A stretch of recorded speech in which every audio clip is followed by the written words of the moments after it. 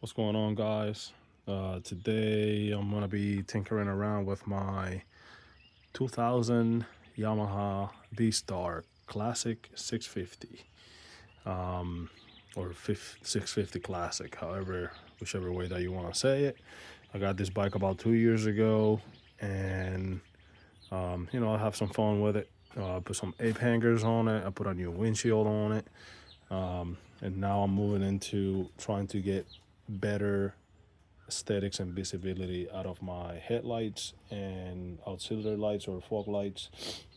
They are regular now. I'm not sure how this bike comes from factory. I think this was added on because this has some very unique way of being wire here that was extended, and I think it runs in here and it attaches to the original H4 connector in order to power these. So you get a running power wire, and then it goes right into inside there. It has a little space for a ground. So right now I have this, what my lights look like. They're kind of yellowish. So you can see I think this one burnt last year, and I don't know if this one just burnt now, or I put the cable in the wrong spot. But what I'm going to do, eventually I'm probably gonna have to replace these, because I mean, why go LEDs everywhere else except for there. So these are this is what the headlight looks like. Not expecting a whole lot of them. They're from eBay. Pay like 50 bucks for them, so we'll see how it goes. So I think it's supposed to have the two bulbs on the lateral position there, left and right, supposed to be on. Up and down are my low and high beams. So before I even start with this, I'm gonna go ahead and disconnect the fuse. I'm sorry, not the fuse. I'm gonna disconnect. I'm trying to figure out, I think if I just disconnect the fuse, which is right here, it'll kill the power to the bike. And if I kill the power to the bike, then I don't have an issue. Otherwise, I'm gonna have to take one of the terminals off. I'm not gonna be working with electricity on the bike while I have the battery attached. So that's where I'll start.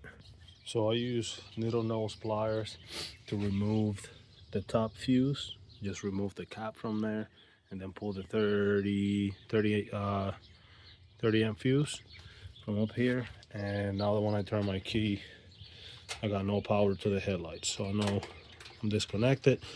Next we have screw right here, and screw on the other side right down here.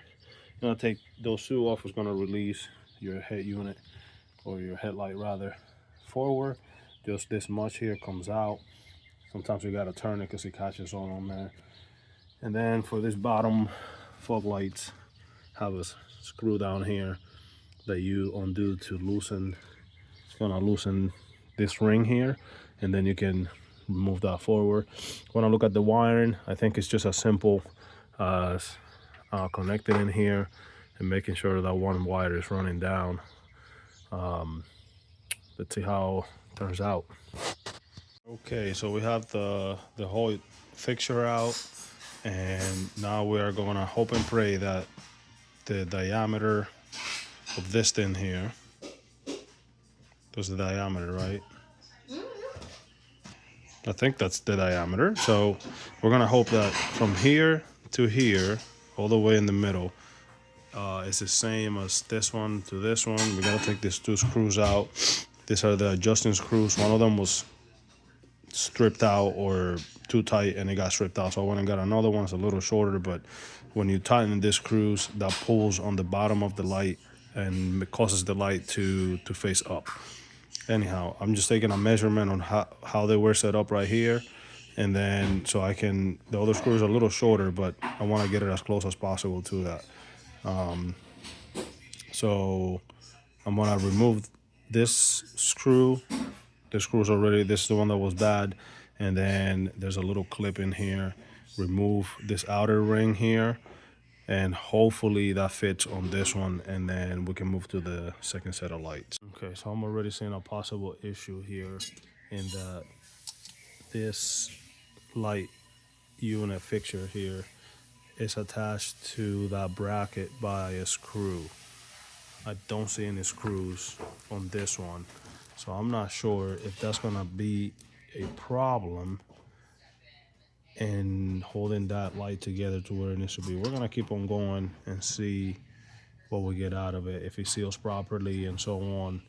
So I'm gonna keep on moving. I'm gonna take the screws out, and if I can't make it work and I can come up with something where I can put some plates on the side of this light and then attach it, put a something to mimic that part, that chrome part that the screw goes through. But let's see what we'll come up with here when we replace it. Okay, so all three screws are removed, and I do see something that resembles these three notches. There's one here, one there, and there's one here, and one there. I'm not sure if that's gonna line up and help us in any way, but again, we're gonna keep on pushing through and see. There's also 1, 2, 3 could be what's lies in there, and we might not need. I'm not saying how this is gonna work anyway. In the meantime, I'm keeping track of what's the top. It says stop right here. That's the top of the light. On the other side, it says stop, and then this is my top bolt, and I just put a little mark on it so I know that I don't put this any other place other than the top, because everything lines up. This notch just slide into, so this comes out like so.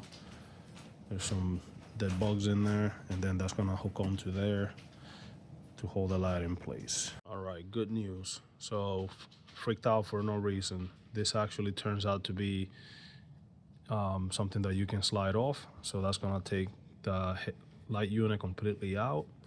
Again, I'm gonna try to keep track of where the top is, which is this side here, and then I'm gonna try this out and see if it fits in there. And so the big round bulb at the bottom is gonna be your high beam, and the smaller one on the top. And then you have something in there that says DOT SAE. You want that to the top. I'm gonna line that up, and it kind of fits pretty nice. So, all right, we're gonna keep putting this together. Then after this goes this guy to secure, and then we can put the screws by. I thought this stuff was attached to that, and we're working inside just because it's a little nippy outside and this beautiful spring that we're having here. All right, so this slides right over the top and it fits perfectly. If you turn it around, it actually looks pretty good. Because I got one hand, it'll be difficult to do. Let's see if I can. So you see it fits right around the edge, so it's perfect fit. You want it'll be a little. We use the DOT sign to put it right in. Use that as the middle, and then this little notches are gonna be a little bit off. I think they're for different bikes, and they don't necessarily fit into that notch, this notch, and this notch, because you see how much higher they are on here, and I don't have that kind of clearance, so I don't think it matters. So we're just gonna put this right over the top here, and then I'm gonna find my mark notch and go right to the middle there, and then you see they line it up, and they all lined up, and I'm gonna put the screws on.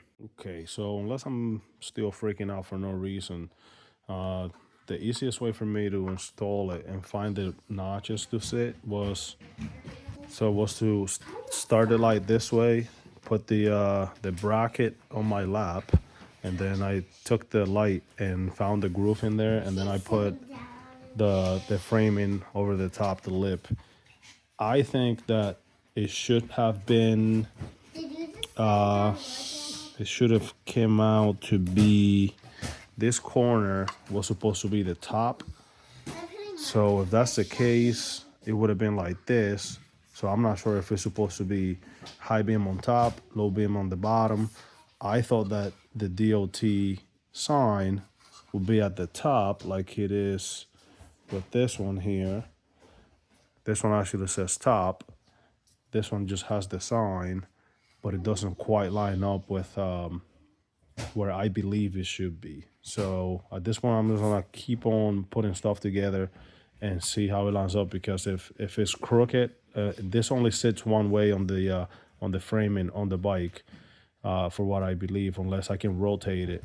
If I can rotate it, then there's no problem. But if it sits only one way, then we're gonna have to make this fit in the framing or the bracket here the way that it's supposed to. So according to the picture, for the advertisement, that's how the light is supposed to go. Like I had it earlier with the DOT facing up, lower beam at the top, high beam at the bottom. However, the only way that I can get it to fit right now on the bracket is this way. So it would look like this, which is crooked. Obviously, we'll put the low beam all sideways, and this is the only way it can go, because the bracket on the bike only, like the shell, only allows for these two screws to be mounted at the bottom, and you can't rotate it, and this is what dictates the angle. So I'm gonna take it back off. I'm gonna compare it to these here, and if I look side by side and it doesn't work, then it's not gonna work, and I might end up just shaving those little nubs and see what I can do to get it to stick in the hole, and then I'll definitely be reaching out to the seller and see what they want to do about it. All right, so I ended up having to shave one of these things because the way that they built this, these are supposed to get stuck on the frame, and of course one of them was just not falling in place. If I got it the way that they had it built, the headlight would have sit like this. And obviously, at the very minimum, you want it to be 12 and 6 on the high beam and low beam, and in reality, it should be low beam on the top, high beam on the bottom, with the sign right here straight up at the 12 o'clock position. But I couldn't get it to do that. So the closest I can get it was kind of like this. So by shaving this out of the way, then I can hopefully get to where I need to be. I messaged the seller. I got it from eBay, probably something that came out of China, who they do their things however they want. They do guarantee a tight fit or a proper fit, so I did email them about that. We're gonna try this approach and see what happened. I took an angle grinder, just grind that down. I thought it was plastic, but it's actually aluminum. All right, so here now we finally get a good fit all the way around, nice and even, by just eliminating that little ear there. So now we're gonna keep moving through the process and go ahead and see if we can get this on the bike tonight. All right, so everything is in. What I did to get the stuff back in the same spot, I measure between here and the edge of the brim here to make sure that I set it up as close as possible to how it was before I took it all off. And now I'm gonna get ready to put it on the bike. Like I said earlier, I had to do some finagling with it, but you know, we got it done. We're gonna put it back on the bike, and I will see if I have time to go ahead and do the fog lights and get that done and get it all shining at once. So we're gonna go ahead and put this back on and see how it shines, see if it actually fits, which I hope that's the first thing that needs to happen. So I'm gonna try it and I'll be right back. While I'm here, I might as well just show, if you don't have the setup with the fog lights, this wire here is an addition to get these fog lights on. So that's where the power comes on. So you have the two horizontal vertical slots on the connector, and then the horizontal one, you can get power from there, whether you go from the back end or the front end. This is how this one will set up, I believe, anyway. So I'm gonna do it like that, and it won't come out. I just flatten it out and put it in there, and it's gonna get jammed by this guy here, keep it in place. So If that came loose and it was out here, there's no power to these lights, so they wouldn't work, and you're not gonna get a short because the other cable in here is a ground. So we're gonna put it on there and see how it shines. All right, guys, it's all buttoned up. It's right about where I want it to be. Got a couple screws to tighten up on the sides. Want to go back and put some electrical tape around that house, that connector, so no water is getting in there. But it's ready to be tested. So we're gonna see how it works. Just based off the switch, and we do not have any lights going on. What's happening there? Let's see. Oh, there it is. It's a little loose on the so there's the high beam, and I do have to take it out on the road. So that's what it looks like. They're all working. That's my high beam, and then here's the low beam. Boom. So somehow the high beam kills the fog lights, and then the low beam brings it back up. So that's what it looks like. Pretty happy with it. Looks pretty neat. Gives the bike a little bit of a newer look. Should definitely do the turn signals next, but for now looks pretty good. I do have to take it on the road and see what it looks like. It's a little chilly and it's getting late, so I'm probably not gonna do that tonight. Then I gotta tackle the bottom lights. So again, to get to that, we're just gonna remove the bolt, the little screw right here, and then this screw just gives us access to that ring. Get it off, and that comes out as a whole unit. So let's kill the lights. So once you have that screw undone down here, that's just gonna come off, and I'll show you how it comes off here quick. So this is what the inside looks like. It's a whole unit. I thought it was a bulb, but there's no bulb in there. So you have that white wire is gonna be the black wire that we put into the horizontal connection at the headlight. So we're gonna connect that to the positive. The ground goes to the negative, keeping the same housing. So I'm just gonna try to clean it up a little bit, and then that, like I said, that ring comes out, and then you gotta take this little brim off to get to it. So I gotta see what my lights look like that I bought. Hopefully I don't have any issues with this one like the other ones gave me a headache, and I had to do some adjusting to be able to get it in there. So this is the fog light here. We have two cables, a red and a black. Obviously the red is gonna be the positive, the hot, and then the black is gonna be your ground. I am a little anxious to see how this is gonna go, because this looks pretty thick compared to the amount of space I have in there. But I'm gonna go ahead and unplug things and see how that fits. I took a break last night because it was getting dark and cold. Today is very windy, so not any better. But this is where we left off last night. We were working on the fog light, or auxiliary light. Can't say that 3 times in a row. I can't even say it 1 time.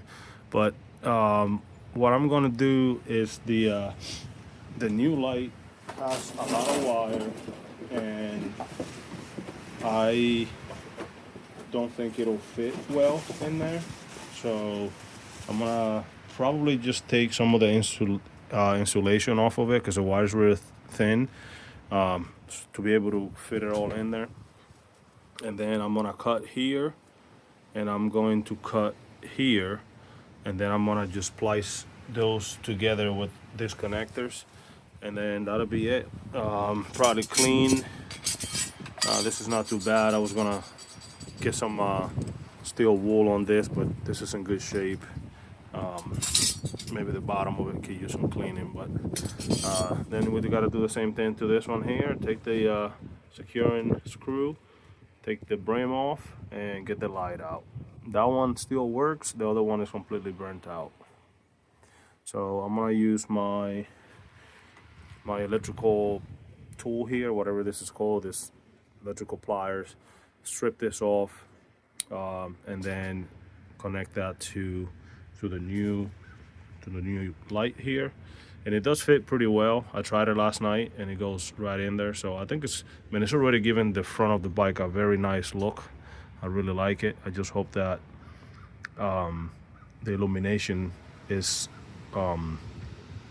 right, and if it's too low or too high, then what we do is we actually can access these screws from the outside. Here's the new one that I got yesterday, and we can tighten or loosen that. So if you make it tighter, it's gonna pull the bottom of the light, making it shine higher. If you loosen it, it's gonna let the bottom of the light go down, so go inwards towards the bike, thus making the light shine lower. I don't remember seeing how tight the other one was, but I'm pretty sure this is the same size. It's the same size light. I measured it across, and top to bottom is 7.5 inches. So it's no change there. This was like this. That's why I'm gonna go inside, and before I'm done with everything, I'm gonna put tape around the connector. So in case, if water comes through here on a rainy day or something, I don't want that making contact with the bare wire that's in there. I was thinking about putting that wire connected with one of these things, but that would make it too thick, and I'm not sure that it will give access to allow the two connectors to go together. The other thing that I can do is tie it to the back of the connector, and that way that will free up the full connector. So, all right, we're gonna get to work here. We're gonna cut these wires and splice them up and go from there. So if you never use one of these, it's real simple to use. You just get the wire in between the legs here. You find the right size, and then when you close this together, this legs together, the wire gets pinched between there. You don't want to go too low, because it'll cut parts of the wire, the strands. You just want to cut the casing off, and then you just kind of like move it back and forth like this while the wire is in there, and then you can peel it right off. So it's just a cheap one from, you know, Harbor Freight. So I'm pretty sure you got many other better looking, the ones that have the ones that you like pinch it, and once you press it, peel it off. And then with these ends here, you can use that to crimp what I said I was going to use, which are these things here.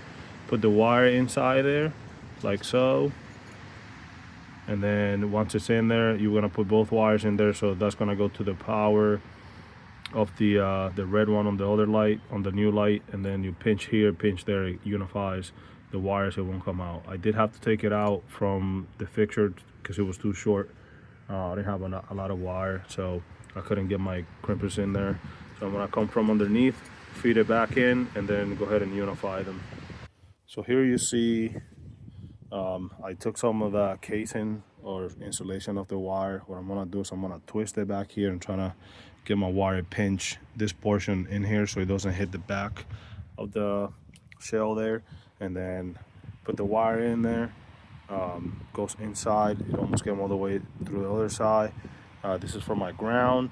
If I wanted to, I could have just taken, I don't know, it's easier just to connect to this because it's already there and it's crimped it in or riveted, and I don't have a screw, so it'll be easier to do that. Then what you do is you take the other side, you put it in here, and then you'll come, this is size 16 wires what I use down here to cut it. So then you take the 16 notch in here, and you put this over the connector there, and then you just press down, securing the cable. So that's all it is. And then you do the same for the other one, which is your power here, the red. Put it in the connector, crimp it, do the same to the other side, and secure it, and the light goes back in.